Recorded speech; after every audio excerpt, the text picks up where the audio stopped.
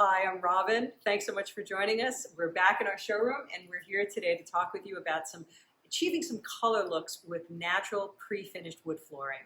So designers often come to us when they want to achieve various color effects. And sometimes they already know the species that they're working with, and other times it's really just about achieving the color in combination with the performance that they need. So I'm starting with this sample here. This is an American white oak. We always do a lot of white oak installations. And this happens to be a traditional European cut, which is a center cut with that knot right in the middle and that natural checking and lots of vertical grain.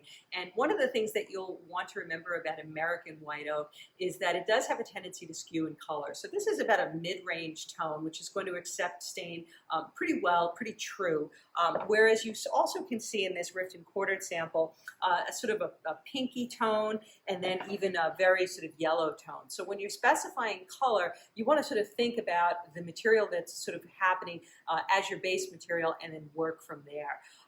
We always sort of talk about oak as being the sort of the chicken of the wood when you're thinking about stains and finishes, because it will really sort of accept the stain and the flavor of whatever you apply to it, and you can sort of work from that blonde base going forward. Now, when you're talking about darker tones like walnuts, we often have designers coming to us wanting to do a walnut floor, because who doesn't love this beautiful chocolatey, charactered walnut that's so rich and has all this beautiful painterly grain pattern. But one of the things that we learned about walnut pretty quickly is that it's actually pretty soft. So if you're doing a commercial or even a high traffic residential application, you don't want to have to worry about the heel marks and the denting over time.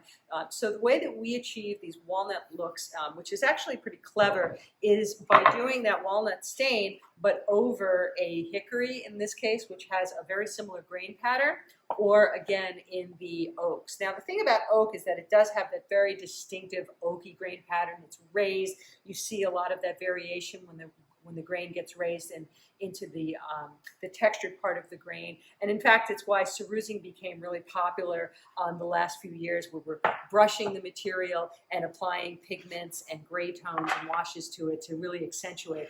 So if you really want to mimic the look of a walnut, we think hickory, which happens to be the hardest of the American hardwoods, is a great alternative.